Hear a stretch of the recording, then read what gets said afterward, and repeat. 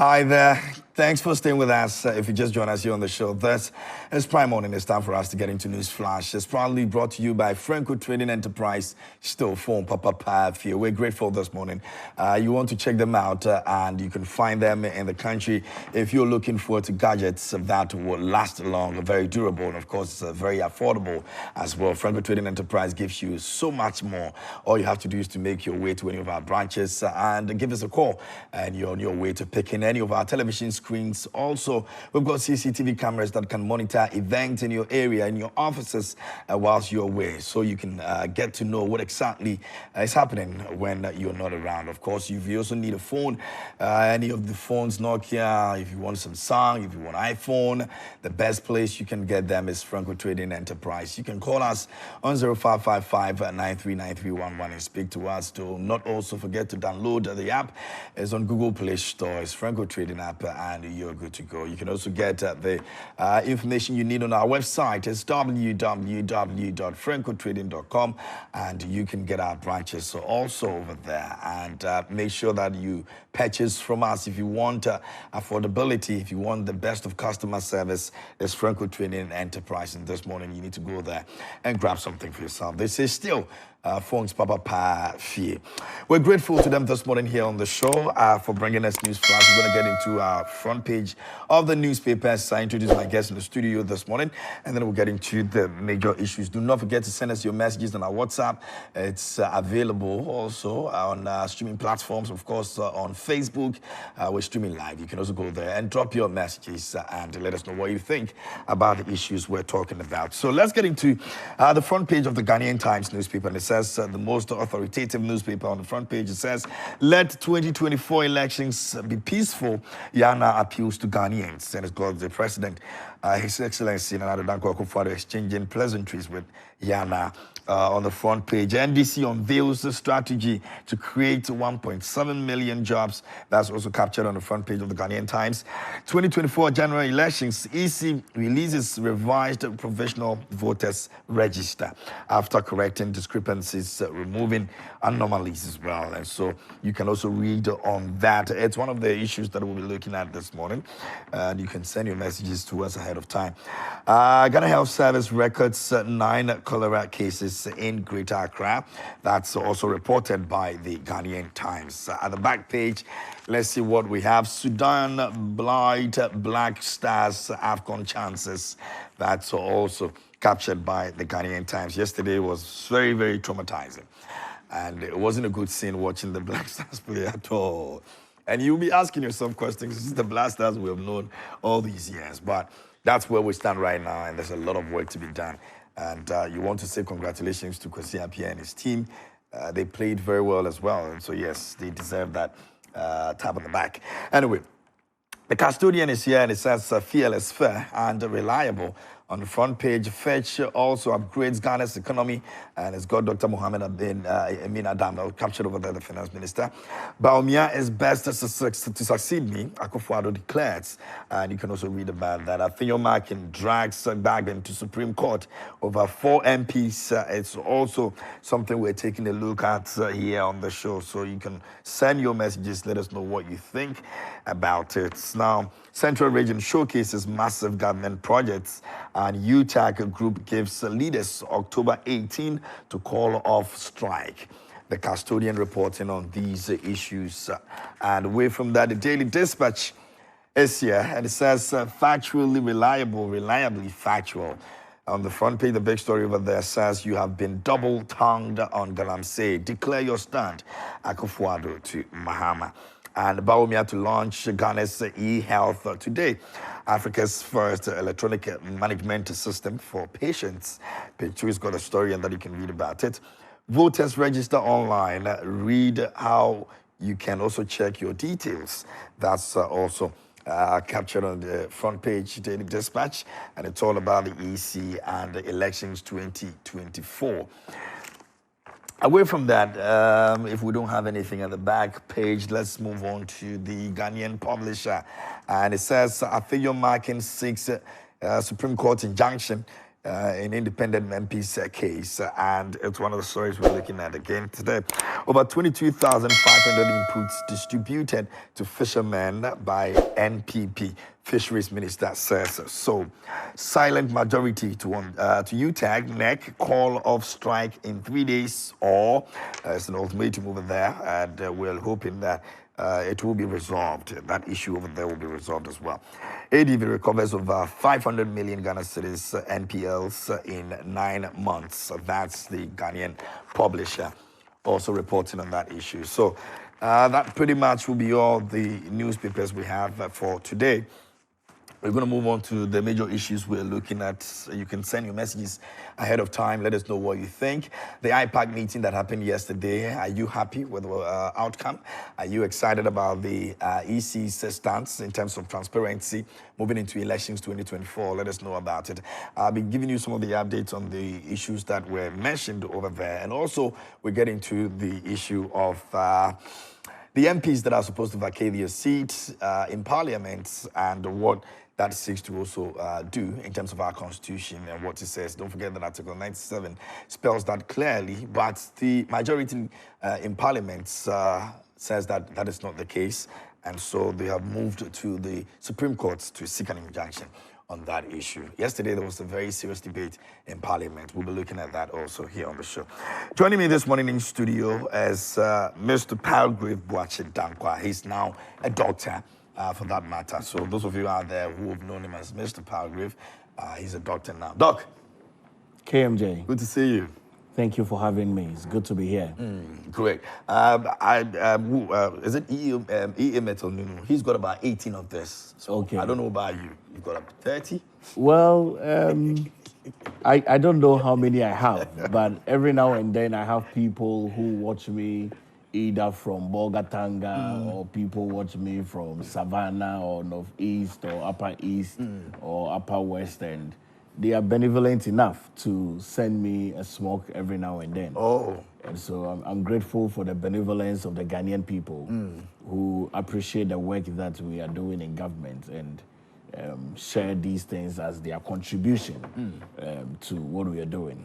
But it's 52 days to the elections. I know. Alhaji Dr. Mahmoud Bawumia has a word for the Ghanaian people this morning. And he says that I want to build a nation that cares for and invests in the vulnerables, Mahamadou Bawumia.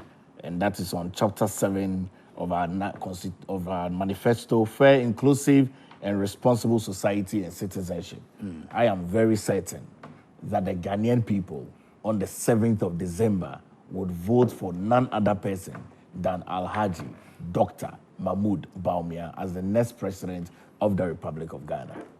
They were Palgrave Boakye-Dankwa's National Communications team, and also the government spokesperson on governance and security, joining us this morning. I'm grateful for your time. And I probably would want to go to the man who is in suspenders. Larry King should be proud of you. Very much so, you know. The suspenders man. Yeah, man. How are you doing, my brother? By the grace of God, Ken, it's been a while. I know. Yeah. I've been on the road, and it's good to be back. Yeah, same here. Good to be back. You know, KMJ, and there's another good news that rhymes with your name. Is it? 3mjghana.com. Okay. Alan Chematin launched that, a form, an online form where the youth can go and upload their CVs in hope of a job he's going. Already? Yes. So there are placements going on. This was done when? We did it like 2 weeks ago, a couple of weeks ago. So the site is very much active. And so 3mjgh.com. Everyone can go there, especially the young unemployed guys. 3mjgh.com. GH.com. Okay, gh.com. Right. You go and, upload your CV, choose your field of interest and all that. And this is Alan. He's an executioner. Once he knows he wants to create 3 million jobs, so the 3MJ is 3 million jobs for Ghanaians. He wants to prepare the grounds. Once he comes, there's placement, and then, his anchor industries and all that will set in. And there are jobs waiting for the teeming youth of this country. So this is good news. So why 3MJ though? 3 million jobs. Okay. You know, he plans to open up the Ghanaian economy, diversify it. So there's petroleum, there's garment and textiles, there's automobile, like he started. There are different sectors he's going to introduce, and these come with jobs. The new agric revolution, every stage of the agric value chain calls for different expertise.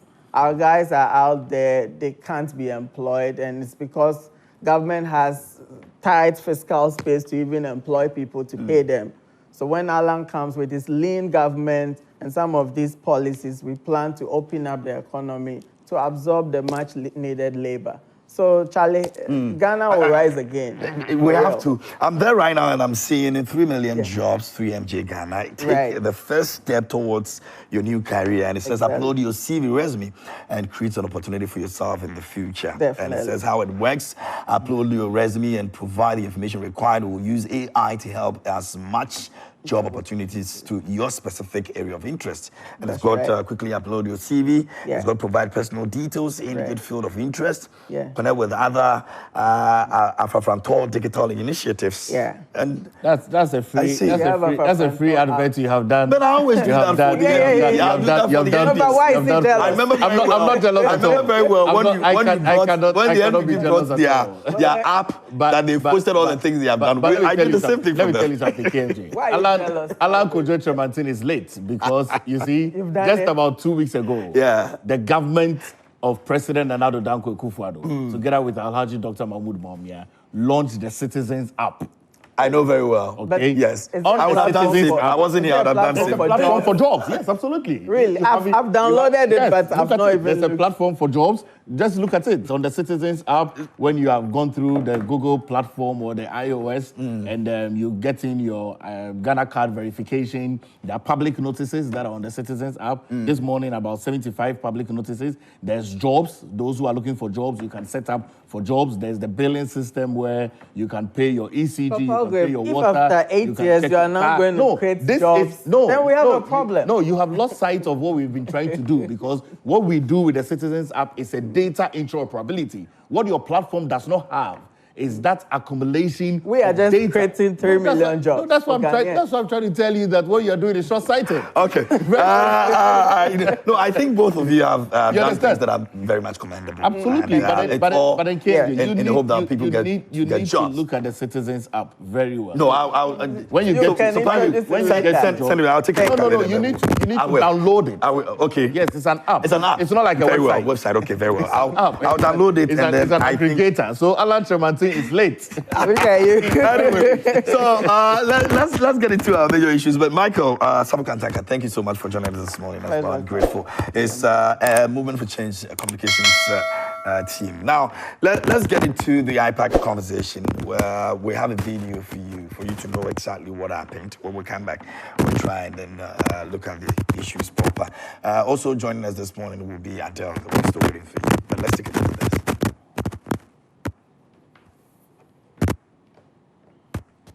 Well, the second ever IPAC meeting to allow media access has concluded.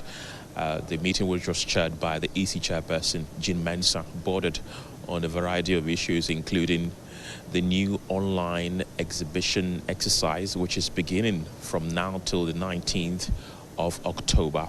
And I think I omitted to mention that the Commission will provide the certified voters register to the political parties in the first week of November. It's important to emphasize, and I think I talked about this in my presentation, and that we do not envisage that the final voters register would be a marked difference from the provisional voters register. As you can see, a lot of effort has been made to ensure that every applicant who registered, whether in 2020, 2023, and 2024, are on there. And so in arriving at the ballot statistics, although we do not have a final voters register, what we have done is to take the total number of valid voters, and we've added 2%, an increment of 2%. We believe that this is adequate to take care of registered voters. And of course, as is characteristic of every IPAC meeting, all the parties represented had their time to share their concerns and grievances. We are in 2024. We have crossed over 2020, and we've even had an election in 2023. That issue didn't arise in 2023 for the district assembly election, mind you. And we also had limited voter registration in 2024. Up to all this one, this is the last party he started mentioning those issues. When they did the first exhibition, why didn't he read his overhead? We are saying that the issue of your e-exhibition, don't forget, they were trying to run away and say they are not doing exhibition. And they were trying to say that they've put the thing on online, just on their website. Don't forget, they are still doing a re-exhibition. This is an exhibition exercise they are doing. They've given a timeline. And it's fall within regulation 23 of CI 91. We are clear in our mind.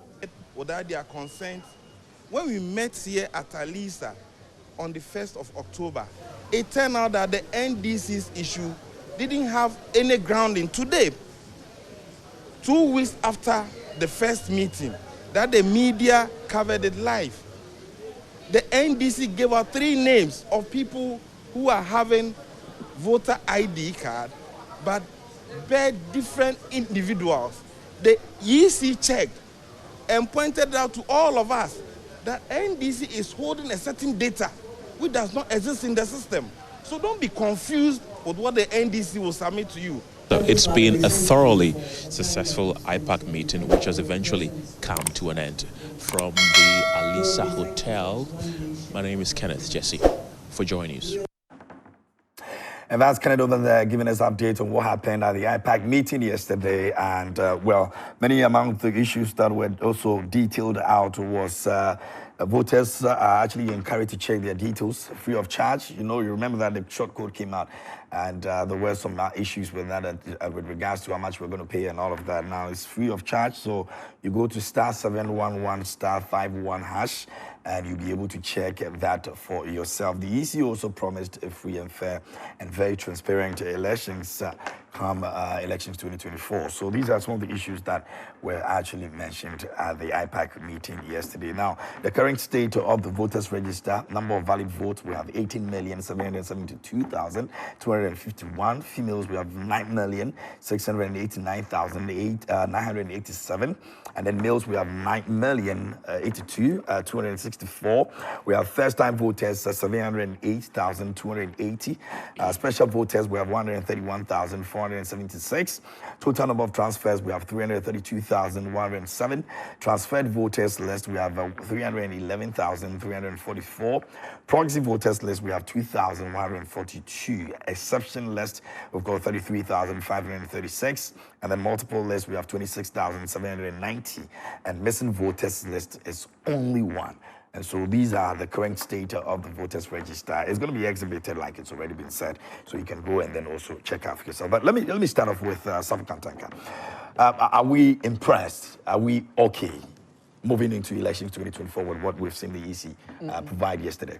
Thank you, KMJ.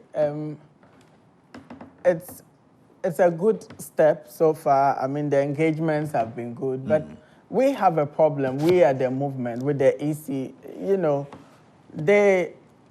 I sat on this platform and said there's nothing like an insignificant actor in this whole establishment. Yeah. But they keep leaving us out. We had to virtually gate crash them yesterday. Really? Yeah, to be able to get a hearing and to receive the pen drive with the... you were not invited? At all, not at all. So, and the excuse is always IPAC is for parties. But really, that may be valid, of course. Then you have that responsibility to create that platform where you engage all these candidates and their reps. Because we've yielded to your process. They mean you're a movement. The movement. And so you're not a political party. Is that what they say? Precisely, that's what they are. So we don't belong to the quorum for IPAC. Were you told this right from the onset? Did you know about this? Did you know we're going to get here? We had to ask, and then we were told. We began to query why we've not been invited and all that. Then they're like, okay, so independent candidates are not part of IPAC. But really, you should find a way to engage, even if not at the IPAC platform. You should be able to engage all relevant actors. They make us feel like, In fact, yesterday we were the only independent people who showed up. Okay. So I'm wondering how all these guys got their share of the register, which is a problem. I think they should. It's about time they paid attention to some of these issues. You can't engage some of these parties with all the drama they have and leave the movement. But you're on the ballot paper, so once you're there... And the more reason you should invite us, even if not for IPAC, we are saying create that platform where you engage all the people running for president. This is not too much to ask for. I think the EC should pay attention to that. But aside that, I mean, yesterday, there's so much transparency. I mean, we got to see the deception in some of the claims of the NDC, for instance. And it helps. It helps everybody to build trust in the system and in the establishment called the EC. So I believe... You see that as deception? You don't see it as more like raising concerns that have been dealt with? These were discrepancies that... You see, until you probe into it, fine, you may not know. But then, eventually, when you get to hear from the EC and what is the true state of, the system, you realize that you've been invited into the mischief of the day by the NDC. They did too much? There's so much mischief, KMJ. They over-amplify, overblow things out of proportion. It's not necessary for our democracy. Yeah, I think there should be... There's so much contempt against the EC. So they should be more accommodating and, let's work together. As you know, that's a way to make the EC also be on your feet and ensure that the right things are done. Because moving into these elections, a lot of things are at stake. Yeah. And so if anybody's raising a concern, it may be over-exaggerated somewhat. But at the end of the day, it's just to make sure that whatever issues that are there are actually addressed, and some of them have been addressed. You've heard of the boy that cried wolf? Yep. Yeah, so that's what the NDC is doing. And I've observed everything they are doing so far. You see, nobody's stopping you from making certain claims, but it has to be valid. It has to be thoroughly, looked into by your people. I think they should get more competent people to, and that's why, again, I come back to we at the movement. I think if the EC was allowing us audience into some of these things, we have very competent people to probe some of the systems. But then we are not giving that hearing, so we have to stay behind and do some of these advocacies. But the NDC, who has the platform, seems to fall short of, competent people to prosecute some of the agenda, because sometimes they just make all the noise only to realize, they got it all wrong. Like you see that in the election petition, they claim they've seen all these misconducts and here and they come and prove it, then they are like, we didn't even have any evidence. Then you have a problem. That's what happened at the IPAC yesterday.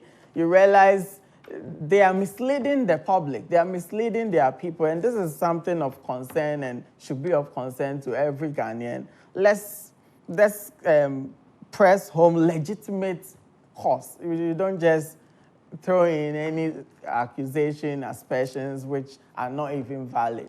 Yeah. But you also understand that the commission praised the NDC for raising some of it. They praised the NDC for raising some of the issues yesterday. Of course. So you see, you allow them, in part, you allow the EC the opportunity to win trust with the people.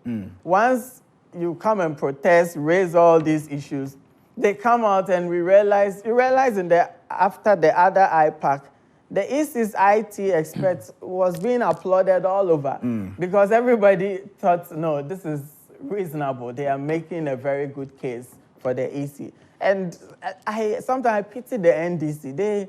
They throw their cards on the table and they look so, excuse me to say, miserable in the end. It's like they didn't have a case. Then I'm like, so what was all the noise about? Yeah, I think it's something we should look into. They should utilize the platform they have that the movement doesn't have to drum home valid protest. and then we'll all support them. Okay, I'm going to come back to you and see how we can put efforts together in ensuring that some of these things are addressed. Because if you remember, the last IPAC meeting before this one, it was made to believe that a lot of you have issues. Only for you to get there and all of you chicken out, and it was just remaining. And that's what I'm saying. So we'll look at moving forward what we can collectively do to ensure that some of these issues are addressed. Now, let me move on to Doc. Doc, are we excited? Well, KMJ, for us as a new patriotic party, we have always upheld trust in the independence of the Electoral Commission. We have also upheld a lot of trust in the transparency of the Electoral Commission. And not only are we glad, but we are also excited that a lot of what the Electoral Commission is doing is in the public domain for the Ghanaian people to observe and see. It's a clear indication for me that there are some political parties that are not ready for the 2024 general election. At this point? At this point, and that political party is the NDC. Very clear that the NDC has set out not to be ready for the 2024 general election. And I hope and pray that yesterday's IPAC meeting would conclude their decision to be a part of this election in terms of preparedness, in terms of building up their own polling station agents, training them up to be able to know what goes on at the polling station, making sure that people are voting right and all of that. Because all of the issues that they brought up, I mean, all the issues they brought up against the Electoral Commission on data, on PVR, and all of that has all been rectified from yesterday's IPAC meeting. And I'm very, very clear in my mind that on the 7th of December, every single Ghanaian who would have an opportunity to exercise their democratic rights and franchise will not be denied the mandate. And I'm also very clear that every single person who registered at polling station A, B, or C would have their names at those polling stations when they go and exercise their democratic rights and franchise. And I'm also very clear in my mind that, as the Electoral Commission has stated, no electoral commissioner or commission has the mandate to rig an election or to pronounce who becomes the leader of the country, which is not the mandate of the people. And so I'm clear in my mind that message has been sent very strongly. We won't get to the point where we would have to announce twice. No, I don't think so. I mean, I think that is... Because these were very major concerns in the last very election. clear to all the political actors. All the political actors are very much aware that the returning officer of the Electoral Commission on the day of the declaration on the winner of the presidential election, the president-elect at the time, would be because the mandate of the Ghanaian people, the overwhelming 18 million plus people, have made a significant decision that this is the person they would want to lead the country. And I hope that this would calm nerves within the NDC, that they would be extremely confident in the electoral processes, that they would stop blowing all the air and the fumes that they have over the months and weeks leading to this. We have always stated, like I've said, that the LI that mandates the Electoral Commission to be able to clean up some irregularities was clear. And so there was not a lot of need for the NDC to take the posture within which they took. But I'm glad that the Ghanaian people have an opportunity to see clearly and through the electoral processes on our political party, which is the New Patriotic Party, that has always been battle ready for every single election that we go on. And so kudos to Madam Jane Mensah and the rest of the commission and the commissioners, and we would pray really that these processes would be healthy, would be transparent, would be integral, and would be much to the admiration of the Ghanaian people. Would you empathize with the issue of the movement in terms of the not being invited to the IPAC meetings? I don't know from where you said.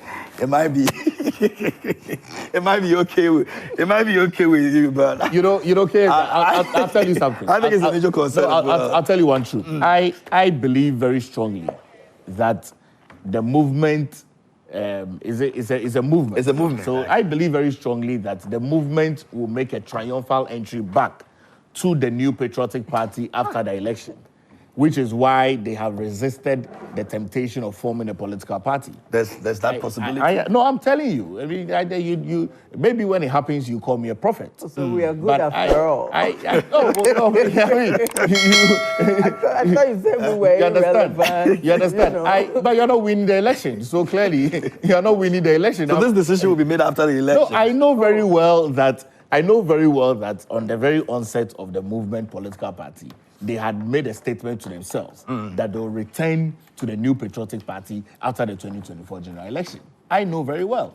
And so, I'm wondering how they are always, the movement always cries with a baby diaper. It's almost like every time they are crying with a baby diaper.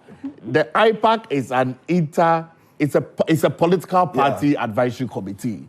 If you are not a political party with representatives across the length and breadth of the country, with officers, with members, and all of that, you cannot be invited to an IPAC So there's a clear meeting. indication of that, and they have to understand. It's very clear. And so I think that there are mechanisms that can be put in place to be able to address their independence in terms of their independent candidature and them having the voters register and all of that. Those conversations can be had. But I can tell you of a truth, that the movement would move back to the NPP after the general election when we have won as the next government in office, very clearly. So, I mean, I would wish Safo Kantanka the best.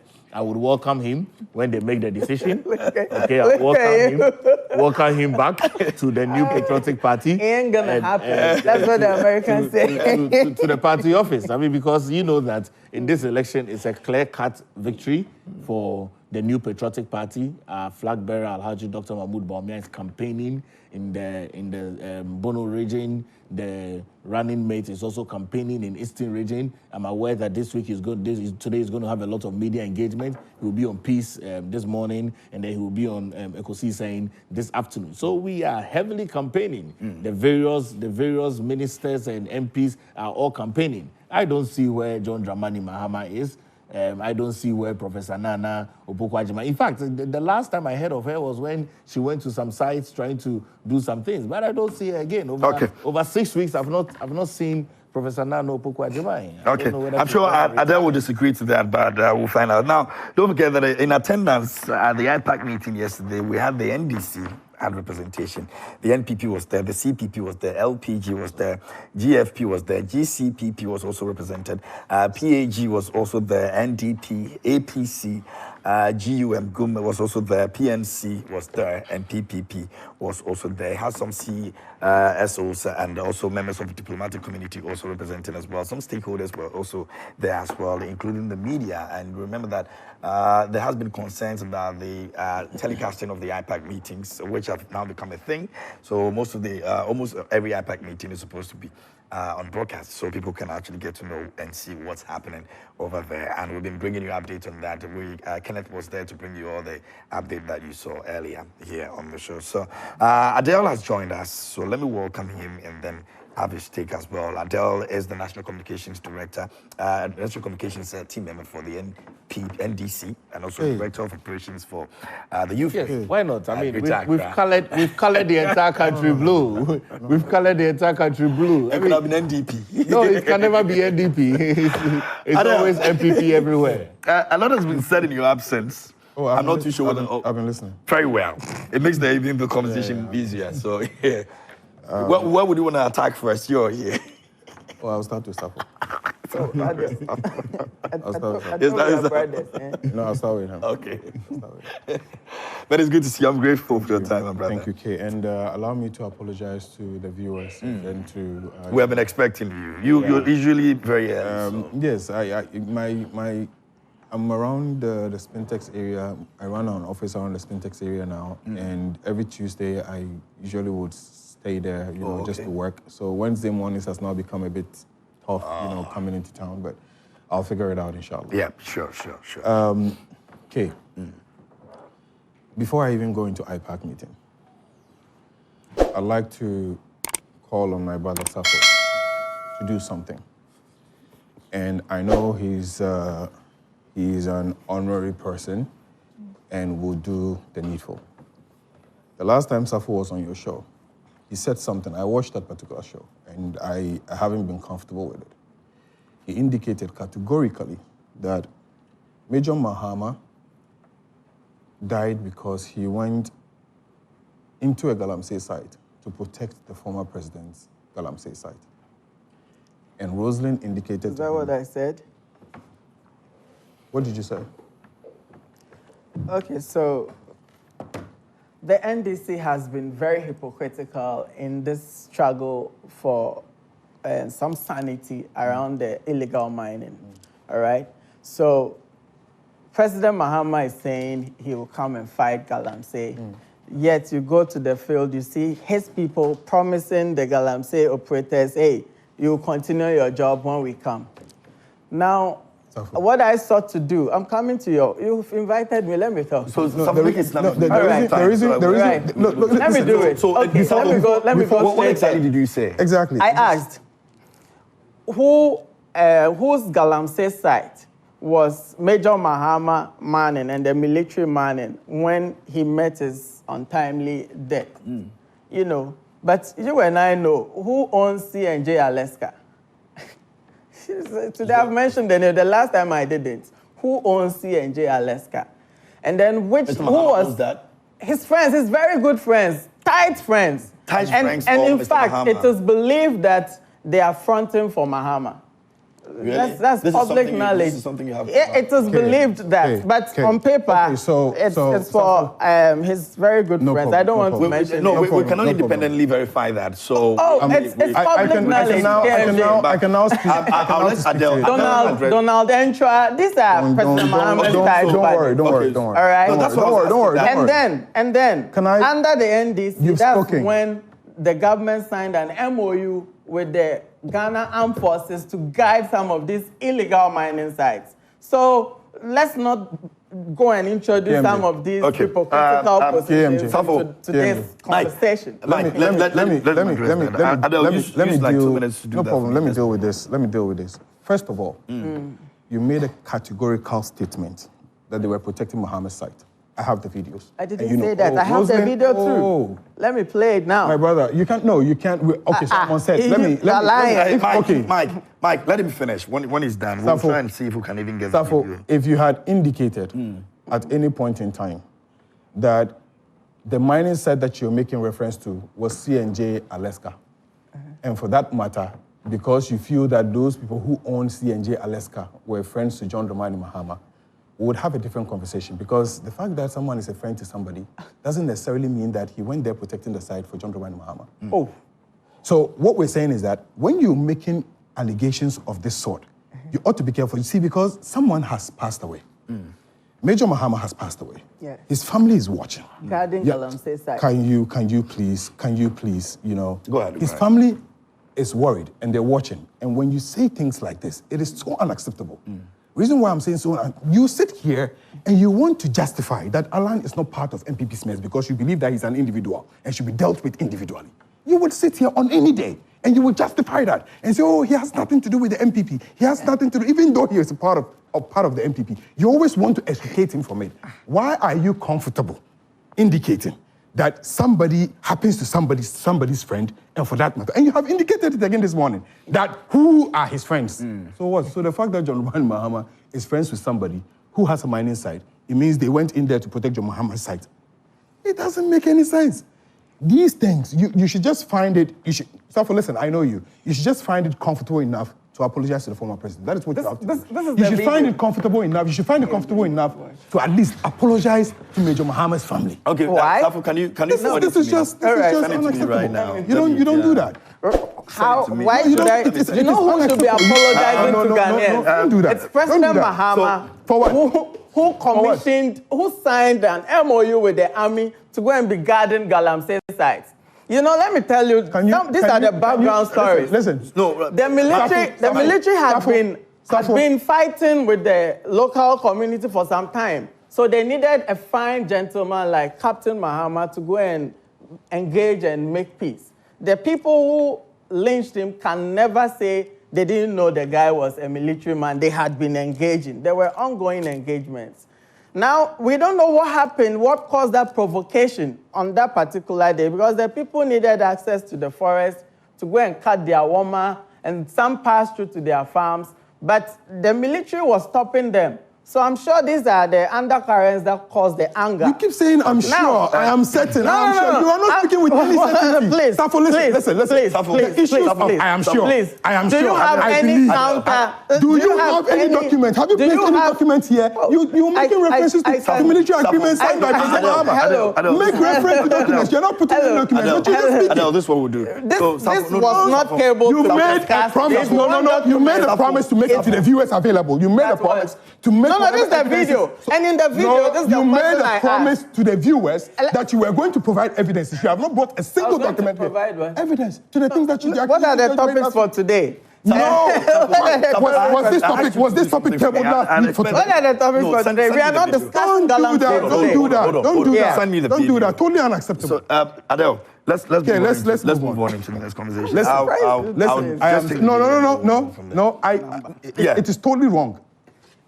Adele, listen, go ahead. We're here. Yeah, let's look at the issues for today. We'll get into it.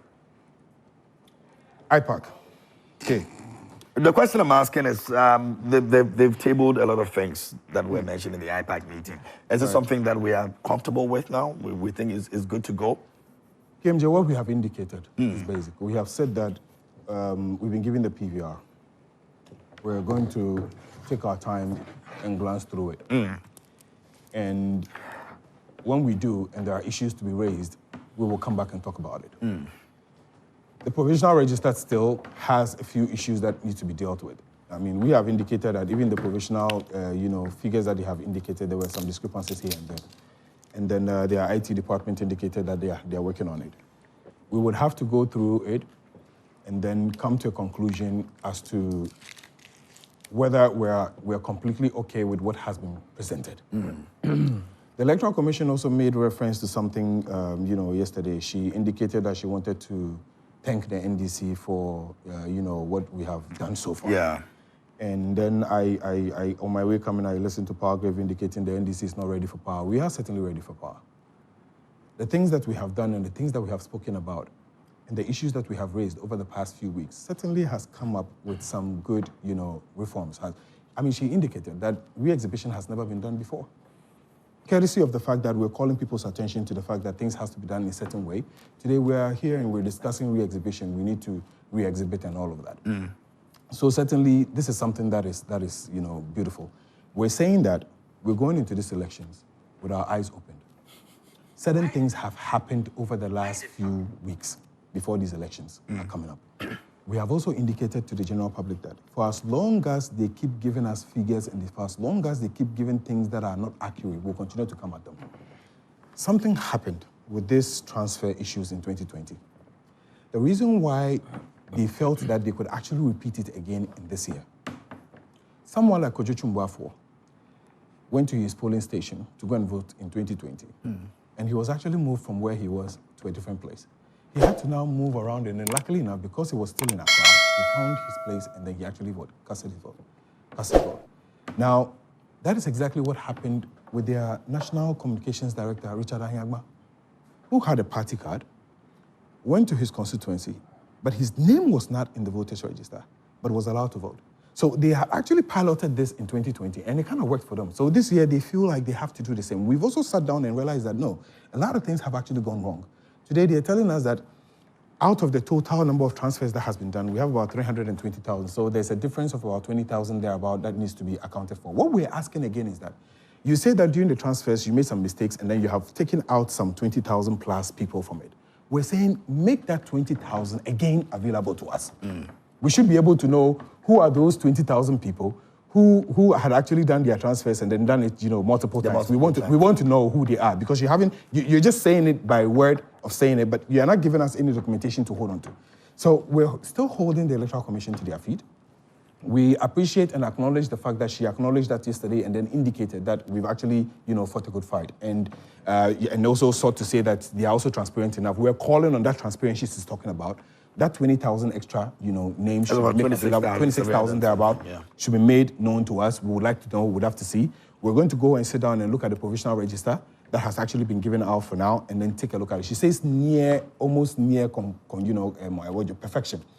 So near perfection is good enough, but we need to look at it. So after we analyze it, after we come up with our feedbacks with it, the party would basically come out and then speak to the issues. But one thing is clear, and one thing has been said, and we keep saying it. KMJ, the NDC is not going to sit down and let anyone try to rig anything or anyone try to do anything to support anyone. We're not going to take it. We're ready for these elections, hands down. Right from BVR is missing, BVR is missing, BVD is missing, laptop is missing, churning out figures, from the registration, which we're not tallying, Pusiga transfers done. And we have shown that we are consistent. In the But all of these concerns have been tagged as unpreparedness by the NPP. They believe that you are not ready for the elections 2024. And there's a reason why you're making all these fuss about nothing. When they were going around and making noise about, no vote, no register, no vote, they were making noise. They were not prepared. Those ones, they are just baseless. What we're saying is that, and Paul knows, Paul, you know better. When you had the opportunity to go around and make your campaigns and do your demonstrations and did all of that and say, hey, we are the ones that were championing reforms and we were doing reforms and we're doing reforms and you have done reforms, that one is what we were not prepared for the elections. But what we're calling for and what we're telling the people of Ghana and what we're telling the Electoral Commission, what we're telling them in the MPP is that, listen, this election is not going to be business as usual. The John Dramani Mahama of 2016 and the John Dramani Mahama of 2020 is not going to be the John Dramani Mahama of 2024. Yesterday, he called the attention of the Ghana Police Service to do something and look at it. Something happened in Ayaso. So while we are calling on the Electoral Commission, we are calling on the police service, we're calling on the military, we're calling on the Peace Council, we're calling on all of them. We keep telling them that we will not continue to be the victims of peace. It's not possible. If you put me down and you keep hitting me and slapping me every time you slap, I turn, and you slap, I turn, and you slap, it will come to a time when I would want to fight back. And the Constitution guarantees that each and every one of us should have what is called the right to live and the right to self-defense. So don't do things that will turn into, as we speak, people are lying in the hospital. Someone's legs has been shot. Even before elections are coming on. And we're watching, and we're still telling them, we're calling on them. Some youth within the East Ayaso North constituency had gone on, from the NDC, who have done basically videos circulating that they are ready for this. I mean, is that what you want? You want us to do back and forth so that when Paul Grave and I meet outside, we can't even speak? I mean, is that what we're looking for? No, certainly not. So what we're saying is that whether it is the Electoral Commission, whether it is the police service, whether it is the military, they have been given the mandate and responsibility to protect all of us. The day they fail to do that, we protect ourselves. End of story. Mike mentioned that the NDC is now becoming a boy that cries wolf. Listen, you agree, disagree? KMJ, listen. Whether you like it or not, whether we are crying or not crying, we are telling you, listen, we are telling you that the reason why you see all this shouting going on, the reason why you see all these up and downs going on is because you're not doing certain things right. You cannot tell me that it is okay for me to accept and be comfortable with the fact that Paul Grave sitting here under his Excellency Nana Akufo-Addo is sent to the Electoral Commission to be a referee between us, the NDC, and the MPP. When Paul Grave sits here, and everything that he sees here, and everything he sees in this book, is nothing but MPP. Certainly, you don't think that we should be comfortable with that. It will be ridiculous, and in fact, you'll be calling us very, very stupid. You would be calling us very, very stupid if we're comfortable with that. It will be insane. It will be insane for you to tell me that I shouldn't make any noise, I should keep quiet. At least we're warning you. At least we're, when someone wants to rob your house, he doesn't come into your house unattended. He doesn't come into your house and gives you, information, pre-information. If I want to come, I come and I do stuff and I go. I don't tell you, KMG, I'm coming. At least we are telling you we are coming. But these are people who were part of the whole idea of let's find a transparent elections, voter register and all of that, including the movement for change. Now they are saying that some of the things were exaggerated. Some of the things that you sought to achieve were a bit of mischief. Yeah. Again and again and again. But are you not worried that people like the movement for change and the others who were part of you are now beginning to feel that you are overdoing things? No. Okay, I'm saying that, has there been certain changes or not? There have been. Did we identify 38 persons moved from Pusiga? Did we or did we not? If movement for change is not bothered, I mean, unless otherwise they want to tell us that they are aware, okay, of the 38 people who were moved from Pusiga, they are aware that those members are not their members. But if you don't know for certainty, and you feel that, 38 people have been moved, They could be NDC, they could be MPP, they could be movement, they could be CPP. And for that matter, you should be worried because on the day of elections, when the people come in there and they are members of movements of change and they can't cast their votes, that should be a problem. The only reason why you will not be worried is because perhaps you feel that these are NDC members. It doesn't make any sense. Why? The NDC knows the 38 people who were moved were NDC members or who they will be voting for on the day of elections. We know. Why are they not worried? It is almost like that story in the Bible where, two women and their babies, one baby died. Now they come the next day and they say, oh, there's one baby. The wise king says, let's share the baby into two. The one that it doesn't belong to, say, oh, no problem. The one it belonged to, she started crying. I said, no. I said, okay, give it to her. That's her baby. That's what you're doing. There's a problem. You understand what I'm saying? There's a problem. All of us are shouting. We're telling you, oh, this is the way to go. You're not bothered.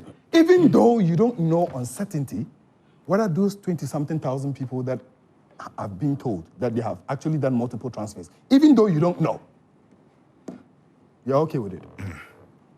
Anyway, let me get some messages and then we'll come back. We're also going to be looking at the issue of the debate in Parliament with regards to the MPs that have been asked to vacate their seats because they've moved or crossed carpets like it's put in Parliament. So let me try and then get some messages from our viewers out there, WhatsApp, and then we'll go on Facebook also to get some messages as well.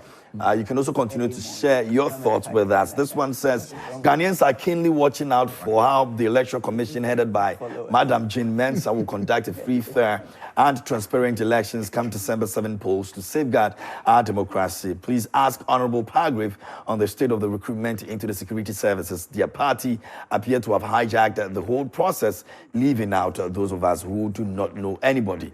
It's really sad. Daniela Paliok from Sandema sent in that. Let me go to Meshach, and he says that nobody on this earth can convince me that we have free education in Ghana here, and this is my reason. Under President Mahama, admission fees, school fees, and prospectus all was around between 1,200 and 1,500. But under Nanado, so-called free education, prospectus alone is around 5,000 and above. So which free education are we enjoying in the country? We are rather paying more higher than the previous. Ghanaians will enjoy it better under President Mahama admission. So let us all go to the polls and vote massively for him on December 7th. Vote number 8 on the ballot for development. Greetings to Sedema Fenyo. Let me go to the next one over here. This one says that, good morning, Mr. Host. Akufo-Addo cannot fight Galamsey because it has become the most lucrative social intervention for party officials to raise funds for NPP. Indeed, Galamsey is part of the 24-hour economy operating 24/7 under the cover of darkness by the help of ministers and party officials. This one over here says, good morning, KMJ. My regards to Adele Umar. The smaller parties keep on supporting the EC, so they are comfortable with the IPAC. A meeting without any positive outcome is a waste of time and energy. Why are they afraid of a forensic audit? They should focus on a credible register. We want free and fair elections and not IPAC meetings. My regards to the Honorable Charles Akwasi Asiedu. That's Mensa Majid from Bechem, Toronto, sending in that one. This one is from Amweni Fitas Mankesin. It says, in fact, among all the presidential candidates for Dr. Bawumia, Dr. Bawumia is the best. So Ghanaians, don't make mistake. Vote massively for NPP government for more development. Regards all NPP PC in the Eastern region. Let me go to the next one. The Michael Safo guy, okay, let me go from the top. It says, good morning, KMJ. The Michael Safo guy seems to be pleasing certain people, although he claimed to be for the movement for change. So you could see him contradicting himself anytime he appears on any platform. He claimed the NDC was just making noise, but if not for their so-called noise, certain things wouldn't have been changed by the EC. I see him rather making very unnecessary noise. And for me, he's not a good communicator. Togbi Banini inside Keta sent in that. Michael, I'm sure will address that. Let me go to the next one. This one is Mr. Bash, M. Bash from Democratic Republic of Wolensi. And he says, good morning, KMJ. The protesters have allowed themselves to be foolishly influenced by hooligan NDC, unguided elements which landed them into the situation they find themselves in today. If President Akufo-Addo was busily fighting against the Galamsey, the incompetent Mahama and his limping NDC were busily pulling down the efforts of the government. For us to be successful in the fight against Galamsey or illegal mining, warning, the desperate and incompetent Mahama and his scam NDC must be called out and called to order. My greetings to Honorable Abdullahi Harun. Okay, let me move on here. And it says that, good morning, KMJ. I'm surprised the Movement for Change rep is talking ignorantly that NDC was misleading its members. I want to ask him on which party's evidence was the EC doing all these corrections. After all, we all know he's an MPP man in disguise, and they know very well Alan will not win. Likewise, Baumia. They should rather be thanking the NDC for their vigilance, which is informing the EC to build the trust of Ghanaians. This Movement for Change rep is a big disgrace to Alan movement. He's just there to support NPP and not to work or speak for Alan. Shameful, Safo. Okay. Safo, what did you do this morning? Every single Ghanaian is concerned about the effect of galamsey, which is affecting the quality of water we drink. Various organizations, including the religious bodies, has all come out to speak against the menace. Government is currently on course fighting the menace. We currently have military task force on ground fighting to get rid of the illegal miners on our river bodies. A single organization, IPAC, in spite of the fight currently going on, is on strike. Strangely, the fourth stage is silent. So on this unpatriotic, selfish move by Professor Jampo and Kobe to lead some lecturers to embark on their NDC agenda strike. This is bad, and all well-meaning Ghanaians should speak against it. This act is a great disservice to the students. K from Pong and Konongo sent in that. Hi, good morning to your panelists. You see why the smaller parties see the dealings of EC to be right, but if the NDC didn't raise alarm about register, will EC get issues to be corrected? Because NPP is their paymasters, so we are ever ready and ready for upcoming elections. EC chairperson must know very much which she should be occupying the chair forever.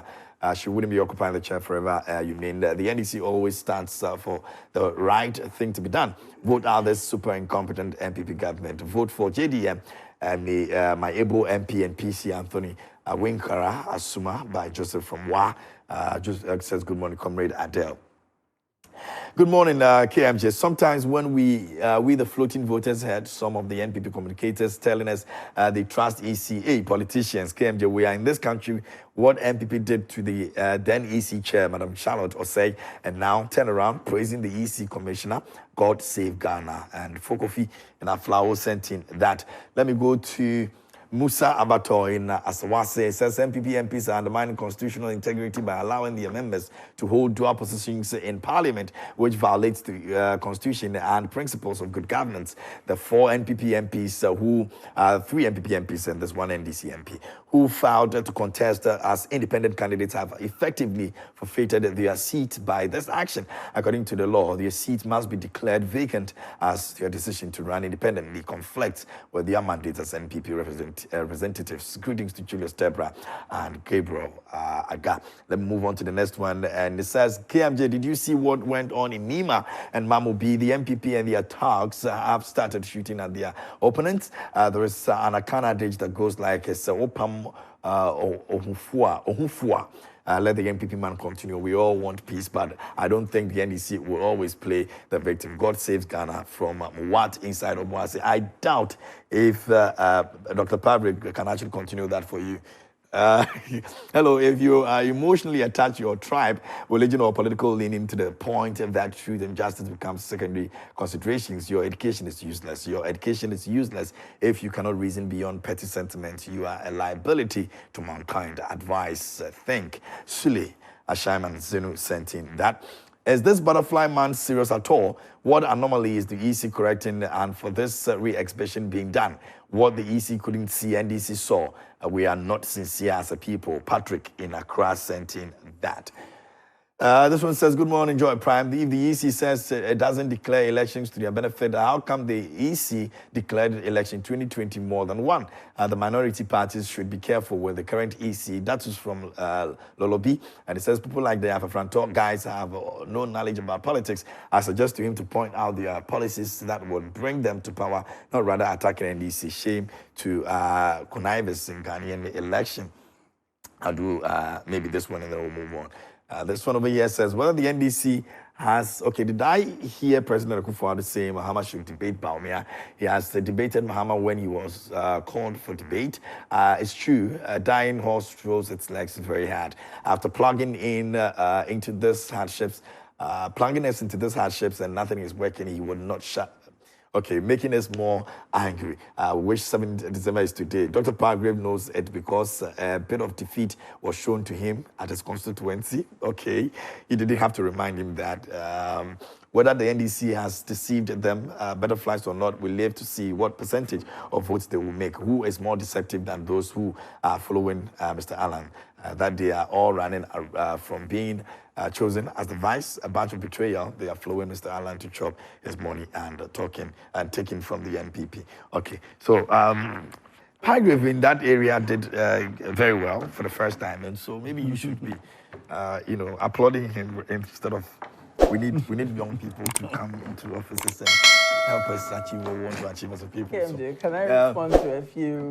Just a minute. Give me just 1 minute. KMJ, you see, our resolve to make... You have only 1 minute to do this. Right. We need to our resolve to make the Honorable Alan Chema president. All right? No, these are his own attacks, so let him... Yeah. Our resolve to make the Honorable Alan Chema president, to win Ghana off this duopoly, makes us sometimes susceptible to some of these attacks. And I need to sound a caution to them that, look, we are not in to amuse any NDC member or any MPP member. We are not in to do that. It's about moving our nation forward in the right direction with the right leader, who is Alan Chema. And we are not going to settle for less. If I touch on NDC and you think I'm MPP, the next day I touch on MPP, you think I'm MPP. That is your problem. That is you caught up in the web of the duopoly. We are in to make Alan president. We are not stopping at some of these distractions. That's what I call them. If you are discerning enough, you will know I call the MPP complicit in the issue of the Galamsey and the NDC hypocritical. These are two unkind words for anybody to begin to think I'm associated with any of these parties. Okay, very well, thank you. That is not acceptable. Adele, you're not saying. Okay. I want you to move on to the next topic. You be move, but I'm keep check Safo. Adele. Listen, okay. This duopoly. I don't understand. Like, I keep getting this conversation, Safo, and for someone like you, sometimes I get worried.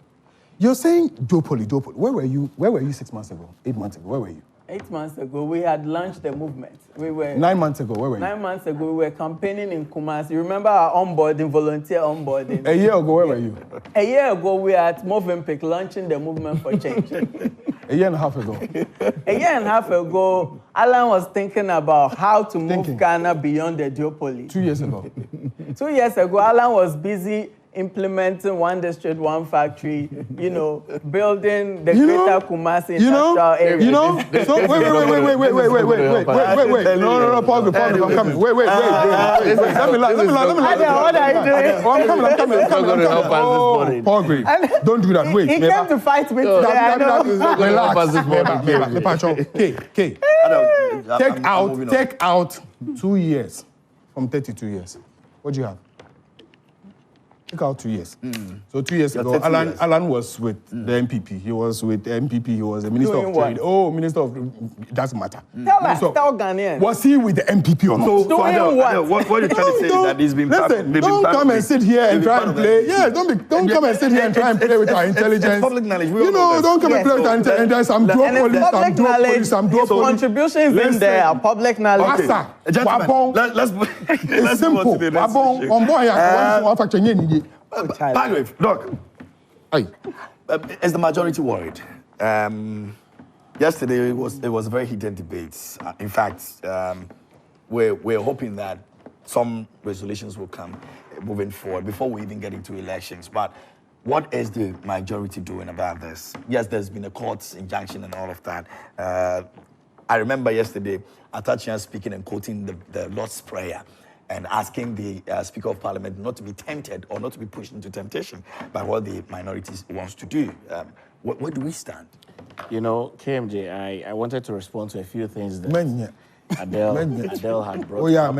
But it's important I do, because, you see, the NDC cannot take the laws of this country into their hands. So which one are you addressing? The issue with the fact that brutalities and also the fact that in December, when the elections are called for, the John Dramani Mahama. We knew back then will not be the same John Dramani. Yes, the John Dramani Mahama we knew in 2016 is not the Dramani Mahama we knew in 2020. It's a different John Dramani Mahama in 2024 and all of those things. I want to send a strong caution and warning to the NDC. They cannot take the laws of this country into their hands. Nothing will happen in this country. We would vote. The Ghanaian people will exercise their democratic rights and mandate. The returning officer, who is the commissioner of EC, will declare who has won the election. If it is the NDC, good.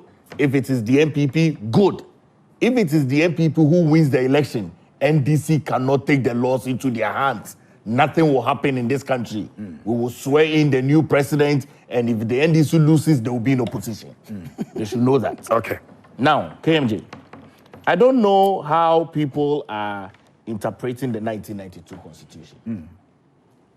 Article 97, Jane, says that if he leaves the party of which he was a member at the time of his election to Parliament to join another party or seeks to remain in Parliament as an independent member, these are tenures of office. Now, KMJ, this Parliament is the 8th Parliament. In this 8th Parliament, people stood on political parties to enter into Parliament. These persons that are seeking independence to stand on their independence to be able to enter into the 9th Parliament. And so I don't see the ambiguity here. Really, I don't see the ambiguity here. It's so clear. Article 97 is so clear that if the person leaves the political party, these 4 persons have not left the MPP to join the NDC. They're going independent. They are going independent, and their independent status will be activated in the 9th Parliament should they win the election. But the 8th Parliament has not been dissolved yet. Absolutely. And in the 8th Parliament, they are still members of the New Patriotic Party. Remember that. And the New Patriotic Party has not written a letter to Parliament to state that these members who stood on the ticket of the New Patriotic Party in the 2020 election are no more members of the party. The minority stated that it conflicts with your own constitution. No, you see, the minority, we must look at the even though Japan actually disagree with that to a large extent. You need to look at the 1992 Constitution. Clearly. So in this case, we're not using the NPP's constitution. No. I mean, you can use their fate. You can use the NPP constitution whenever you want. But the bigger constitution that we are all guided by is the 1992 Constitution. I don't see any ambiguity here. I really don't see any ambiguity here. The minority in Parliament will end as the minority in Parliament in this 8th Parliament. And I am very certain that in the 9th Parliament, they would also remain the minority. The desire and quest to be majority is hard work. They haven't earned that from the Ghanaian people. The Ghanaian people are very clear in their minds who the majority is in this country, in this 8th Parliament. The Ghanaian people also are aware that in the 9th Parliament, the New Patriotic Party will be the majority. So we have an idea of the strategies that they want to put in place. I am very, very concerned that they are misinterpreting the 1992 Constitution, Article 97. And I'm glad that the leader of majority said, let's go to the Supreme Court for interpretation, because it's very clear. There's no ambiguity here. The desire to want to come and sit at the majority when the Ghanaian people have not voted you as a majority is a breach of the Constitution. It's wanting to take the laws into your hand. So this whole idea of NDC always wanting to be rowdy, like the rowdy people in society, I think that, people expect better of them. We have gone past the days of the revolution. We've gone past the days of overthrowing the Constitution. We've gone past those days. We are in a modern, multi-party democracy. It's the mandate of the Ghanaian people that voted the majority into office. These persons who are desiring to go independent stood on the political party to stand for election, and they won. In this parliament, they have not declined their membership to the MPP. They are still members of the MPP. They are seeking to be independent members of parliament in the 9th parliament should they win the election. So where is this? This whole is so ambiguous that the NDC is trying to drive a particular kind of agenda. Look, in this session that Parliament has opened yesterday, and Parliament is going to sit till they rise again and swear in the new Parliament, is going to be the majority of the New Patriotic Party. I can tell you the truth. So the NDC should stop all those. They are going to sit at the majority side and all of those other things. My brother, it's not going to happen. It is not going to happen. They should read the law well. It's clear. It's not ambiguous. Okay. These members have not crossed carpet. They are still members of the New Patriotic Party in the 8th Parliament. They are seeking independence for the future Parliament. So where's the ambiguity? In events where we get to the Supreme Court and it turns out that, interpretations comes and then we're supposed to be in the minority.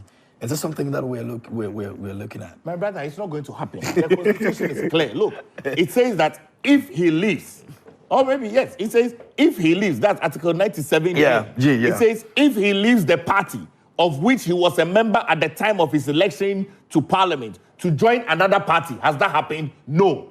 Or seeks to remain in Parliament as an independent member. Has that happened? No. The people seek to be in Parliament in the 9th Parliament as independent members when they win the election of 2024. In this Parliament, they are doing business with the New Patriotic Party because they stood for elections on the ticket of the New Patriotic Party. There's no ambiguity here. And the NDC is the minority in Parliament and would be the minority in Parliament in the 9th Parliament. They will not be the majority in Parliament in the 9th Parliament. It is still going to be the New Patriotic Party because we are winning more seats that they took away from us. So they should be clear in their mind. Okay. Defeat is facing them. So, now, if you afraid too. Defeat is facing the NDC. You can clearly see it. All their machinations, all their mischief, all their public propaganda. My brother, it's a cake. It's not working. Okay, let me move on to Safo, and maybe Ade will take the last, and then we'll wrap up. KMJ, my brother is talking like Pastor Matthew Ashimolo. So charismatic, and we will win, come on. So, but do you think you will? Even before I go... Goom would overtake movement. Would overtake even movement. before I go into Why do you think that's number 10? Answer my ID. My ID. No, I'll come to you. I pay me bites, no food. But you are still eating into my time, That's the problem. Forgive So me. let him finish. Even before I go into the rules of engagement, that exposes the MPP's inconsistencies. Now, why are we having some of these tensions in Parliament? It's because of the winner takes all and the winner knows all system we practice. So clearly, Ghanaians have another very good reason to set aside this MPP-NDC regime. Let's build a united front as a country with a development plan, Alan's development plan he proposes, and let's change Ghana together, not as MPP, NDC, where this one wins and this one is in perpetual opposition to anything good. We can't progress like that. And that's why someone will go the extra mile of, involving themselves in deceitful propaganda, politics, and all that to be able to hold on to majority in Parliament. By all means, it's like, even when the law is so clear, the Constitution is so clear. I mean, I'm surprised lawyers are doing this. And when they say the law is an art, sometimes I get to understand from some of these manifestations. It's clear that a member of Parliament under the tenure of office of members under the Constitution, a member of Parliament shall vacate his seat in Parliament. Look at why they shall vacate their seat. 1, if he leaves the party of which he was a member at the time of his election, if he leaves the party, there's precedence anyway, thankfully. Another one, he says, if he was elected a member of Parliament as an independent candidate and joins a political party. Now, I'm not a lawyer, but my layman's understanding of laws is we institute law to achieve, and it's scriptural. The Bible says the commandments were given to attain some form of godliness amongst God's people, some form of righteousness, so that we are guarded against mischief, mischievous positions, inconsistent people, so that we are guarded against disloyalty. Everybody in parliament is loyal to a party. That is why you had this independent man, what's his name, the second deputy, yes, right? The second deputy. Yeah. Speaker, yes. He comes and then he had to indicate, even before the start of work, that he is going to do business with the MPP. It is not for naught. It is not, the framers of the Constitution were not beside themselves when they said it categorically that you will leave if you choose to leave the party that brought you. Okay. Why is Alan Chematin no longer an MPP member? He went as an MPP, independent candidate. Why is Boabian Samoa not an MPP member? He went as an independent candidate. It is clear in their rules as a party that once you move onto an independent candidature, you forfeit your membership. Okay. Now, why is it for me. We'll go 4 minutes. Why is it even important you forfeit your membership? Because you will be undermining your party's structures. You'll be campaigning against your party like we are doing now. MPP was our party, but now we know they failed Ghanaians. They are incompetent. They've presented a clueless candidate to lead this country. And we have a better option. So in our campaigns and everything, we are against them. Okay. And so we can't go anywhere and tell people we are still MPP. So they say the same case. So the same applies in Parliament. Okay. Once they are independent, they've decided to move out. I mean, can you imagine I'm glad you're not a lawyer. the Suhum MP campaigning against Protozo? All right, thank you, Safo. Thank you, Safo. Adele, we've got 3 minutes to do this and then we'll wrap up, please. Try for me. PMJ. Yeah.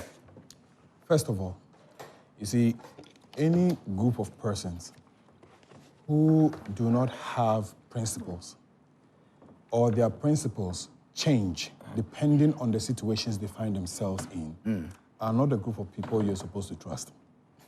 They are not. Anyone that you find that on the same principle, on an issue, can have a double tongue on the same issue, depending on what he seeks to gain or not gain, is a problem. And part of the reasons why I'm saying this is because there's a precedence. The MPP's constitution in itself has indicated that at the moment that you intend to become independent or to go independent or to contest an independent seat, the party has nothing to do with you. Do you remember what happened before 2020 elections when His Excellency Nana Akufo-Addo stood on a pulpit and then indicated that one of their members of parliament who was going independent, who eventually won, and now the second deputy speaker, and then he said that the MPP has nothing to do with him because the constitution of the party does not allow them to continue to do business with him. That's what it is. What has changed? I don't get it. These are persons within the MPP who have decided and have intended, even as we speak, that they don't intend to do business with you anymore. That they don't trust you, they're not comfortable with you, that they don't believe in the way things are being done. And for that matter, they have decided that they want to go to independent. Why is it difficult for you today to accept and admit the fact that they have decided to move, they are no longer with you? And Safo indicated something. They are going to campaign against you. That's just the reality. Because when he goes to the grounds to campaign, to be a member of parliament, he's going to the grounds to campaign and say, I'm no longer with the NPP. And I'm the best option now. I am the best option now. So the MPP needs to provide what? A candidate. That's what it basically means. If they don't produce a candidate, he's going independent. So in those constituencies that you find, they would have to now provide what? Candidates, whether they like it or not, because he's going independent. So if you don't provide, then you don't have a candidate. That's what it means. So on what basis do you still sit and justify it? Let me use my last 2 minutes to talk about the issue of the rowdiness and all the mess and all of that. I am telling Paul again, and I want to repeat it. I'm saying that His Excellency John Dramani Mahama of today is not the excellency of 2016 and 2020. We want them to know. They should take heed. When we're telling you, we know what we're telling you. This is the whole issue about nobody will do FOCO. You are, look, Paul, you're joking. You're also joking. Listen, let me tell you something. You can't take the law. You keep quiet. Keep quiet. You can't take the law into your hands. No. It will not happen. That's not what Can you... he? It will not happen. Not when we have a democracy. Will he allow me to speak? Not when we have a democracy. You will not take the law into your hands. Will he allow me to speak? It will not happen. Can you allow me to speak? NDC, you can't take the law into your hands. Can you respect the viewers and allow me to speak? I'm a Ghanaian. Can you respect the viewers and allow me to speak? You will not take the law into your hands. Respect the viewers and allow me to speak? Let me finish. Adele, respect the viewers. Adele, out of respect. Are you referencing violence? Let me. That's what he wants to do. Can you allow me to speak? Let him. Paul Grave is sitting here and telling me, okay, from all the schools that we went to, he's telling me that if I were, for example, in Ayawaso North, on Sunday when this issue happened, and MPP members took guns and were shooting, and someone within the NDC was hurt, Paul is telling me that I don't have the right to self-defense. That's what you're telling me. You will be unwise and so ridiculous to even think like that. We are calling you to wisdom. You're still refusing to listen. We are telling you that call your members to order, because if you don't and the time comes and we rebel, you won't have the right to speak. So don't come and say, why? When Kenya happened? Kenya happened because Arabs, it happened because people wanted to just fight. Nothing will happen. When you push, nothing will happen. The right thing. So nothing do the right will thing. happen. So do the right thing. I'm telling you. So keep quiet. NDC, keep quiet. you now let me, no problem. You will not take the law into your hands. So let me it will not happen. No problem. We will live in Ghana peacefully. Give respect to the viewers. I'm telling you that you are losing the election. You are telling me you are losing the election. Okay. It's very clear. Oh, don't do this. Why are you doing this? Don't do this. I'll come to you. I am telling Paul that, Paul, if you put me on this table right now and you put your hands on my neck and you press down on my neck, I swear to God, I won't do that. Very good. Yes, I'm a gentleman. Very good. So I won't do that. So now keep quiet. So now you see the wisdom in what I won't do that. You now see the wisdom. I won't do that. Now keep quiet. So NDC, don't put me. NDC should not put me on the table. Can you keep quiet? So you only react if the wrong things are done. That's what you're saying, basically. I'm calling him to wisdom. He's refusing to listen, and he's still turning his back. I am telling him that the Constitution of the Republic of Ghana gives each and every one of us, including himself, the right to self-defense. If I walk into Paul Grave's house today with a gun and he has a gun and he can fire back, he will fire back. It won't be a question of going to the police station or going to court to go and fight. We're telling them that we're telling you that. They are preaching violence. Oh. They are preaching violence. How is it that they are preaching violence? Can you keep quiet and listen to me? How is it that I'm preaching violence? What I am telling you, listen. You are preaching violence. Oh, Paul Grave, you see, you're not being fair. No, I'm being very fair. You're not being fair to the viewers. You're not being fair to the viewers. I'm going to get some messages. Let me get some messages. Don't beat the war drum. Let me don't beat the war drum. Okay. What is the tell your people to stop shooting people. Can I get our some people are not shooting messages? And then let's You're saying this on live TV. I think we've exhausted the You're saying this on live TV. You're saying this on live TV, that nothing happened in the house or not? I didn't say nothing happened. Gentlemen, I didn't say nothing happened. Hold on. So I'm saying to him, you cannot immediately conclude. Adele and Pagwe, please, respect. I need you guys to respect my viewers, please. Please. Adele, hold on. No, it is my time to speak. It is my time to speak. Gentlemen, you're not helping. You're not helping the conversation this morning, and I think that we owe some respect to our viewers, please. Let's stop this. Let's say a big thank you to Franco Trading Enterprise. Let me read a few messages and then we'll take our leave on this. Now, this one says, good morning, KMJ. I wish to suggest that since peace is an end product of justice and fairness, these two words must be included in the mandate of the National Peace Council. Hence, renaming the council as National Justice, Fairness and Peace Council. Handling the peace aspect of the mandate is not enough. That's Kwaku Louis Tepa. That'll be a long journey, my brother. But it's well thought out. Now, good morning, KMJs. Today, I know the Movement for Change is not ready to do anything, and they soon be joining the NPP. You didn't finish that message. Let me go to this one. Good morning. Can you please not allow NPP communicators on your show? They insult our intelligence anytime they sit on TV. They talk as if they are the only sensible people in Ghana. They boycotted the 1992 Constitution, but now they are happily quoting and explaining it in their favor. Double standard people, never again. All right, you didn't add your name to it. Please next time do. Good morning to KMJ. Today I know that the Movement for Change. Okay, I think I've read that. Let me go to this one.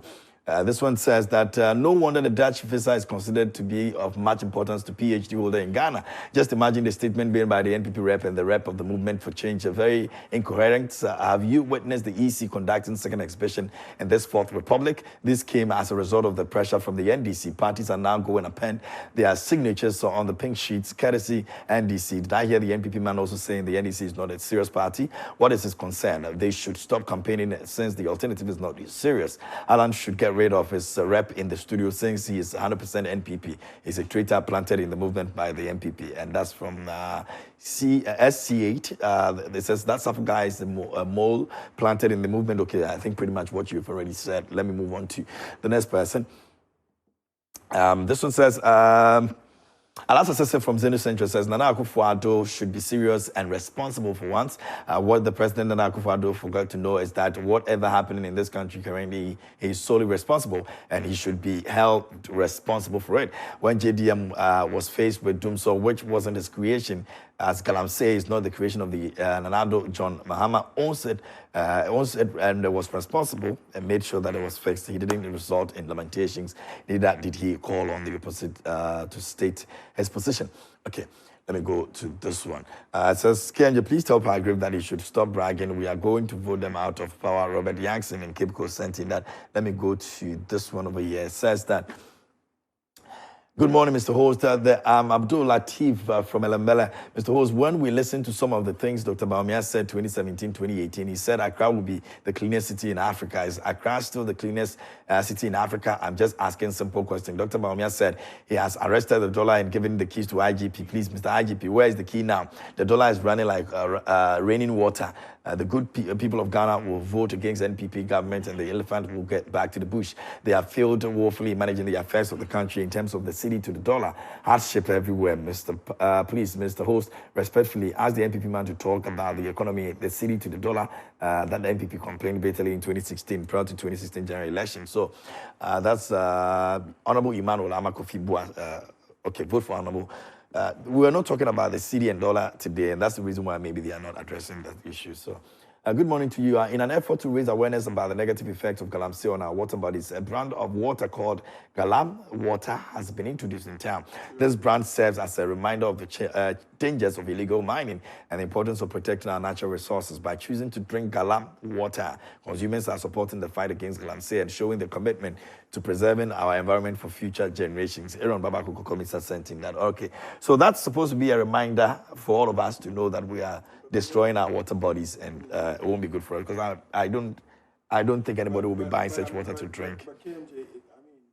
Name alone pushes me away from because I mean, yeah, Galam water. You're telling me to buy Galam water. They have to look at the marketing strategy. I mean, they probably need to find a different name and then give a reason why we should actually buy the. What I am even thinking is that it's the brown water that has been put in bottles so that exactly that is the first thing that will come to your mind. So if you're buying it, your conscience will tell you first of all you can't drink it. Secondly, you're fighting against something, so you won't buy it at all.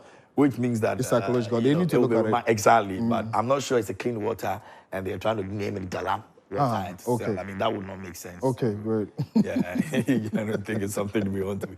I am praising Nanado today. Nanado has started destroying all the campaign Baolaya has done. Yesterday, when Nanado called the Jinapo chiefs a liar, Nanado respect only chiefs in Ghana. The rest, Patrick, are you sure?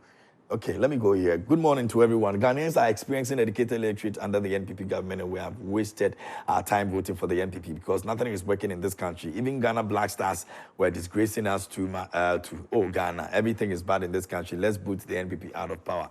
As for the Black Stars and their issues, it's way bigger than this country.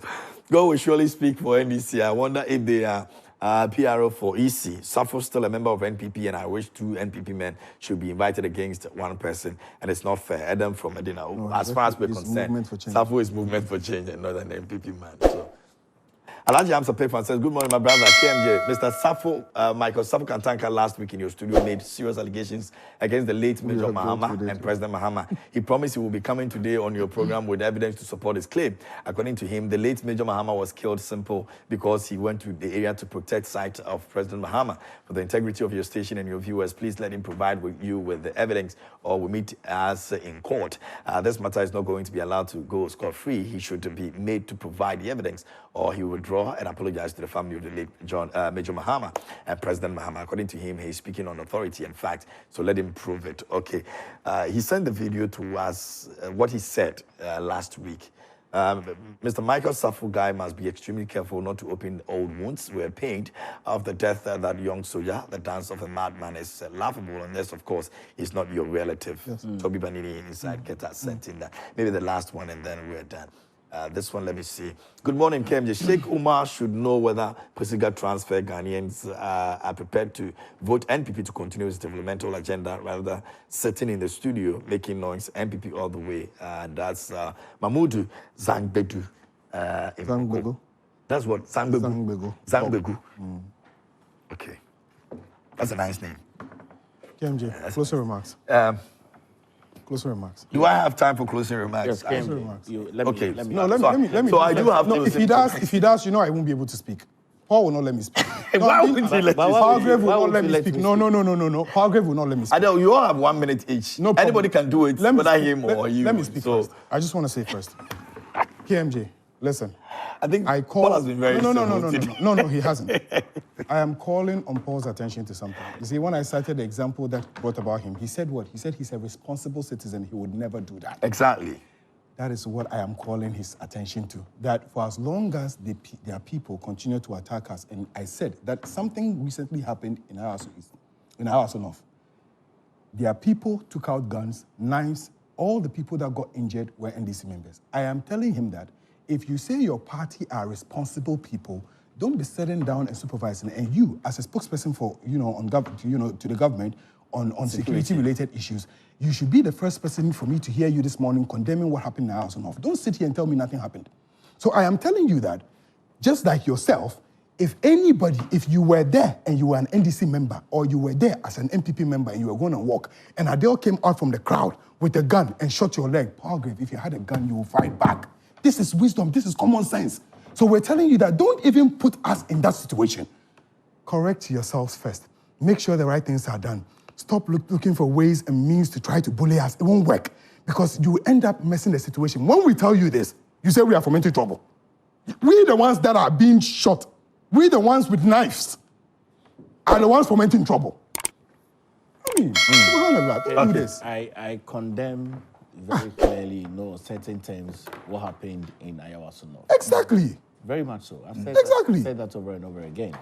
And I'm very certain the police has brought out some statements about investigations that are ongoing. But whilst I'm at this, let me send my deepest condolences to Justine Adbenu and Mame Jumo, those two young ladies, 12 years old, who were involved in the accident at East Legon. Deepest condolences to their family, deepest condolences to the school community, to the community of East Legon, and really to also commend the Ghana Police Service, led by the Inspector General of Police, Dr. George Okufu-Dampare, for exerting some high level of professionalism. You know, KMJ, some of the things that the Ghana Police Service is doing now in Ghana is what happens elsewhere in the world, where police are human.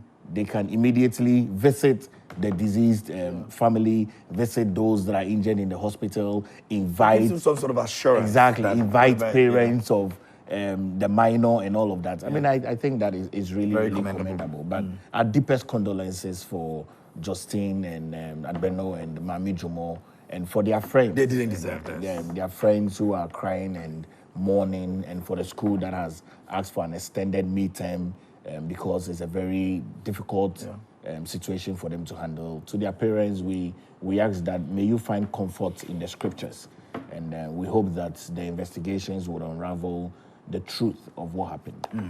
Thank you very much, Dr. Palgrave Dankwa, as the representation of the NPP. and government Condemn, spokesperson condemn. on governance and security. And Adeloma Sheikh Ibrahim joined us this morning as well. And Safo Kantanka also joined us from Movement for Change. Gentlemen, I'm grateful for your time. A big thank you to Franco Trading Enterprise for making this conversation possible. And again, these two individuals in the studio will leave this place and they'll be the best of friends. Not even out of this place. No, just the gates over here. So don't take anything too personal. He's giving me a special adbala. A special you. adbala for my birthday in December. You see, okay. And so if you're fighting because of these three people, yes, it gets to that point where there are tensions because everybody wants to be represented well and all of that. But at the end of the day, it's peace that we all want. And these are brothers here in the studio. So please, you can argue, debates with your friends and all of that, but don't take some of these things personal into violence and all of that. We don't need that. Elections 2024 will be peaceful and we're all going to come out of it and move on, live our lives like we've always done as Ghanaians. And trust me, that is what every single Ghanaian out there is praying and looking out for. All right. A big thank you once again to Franco Trading Enterprise.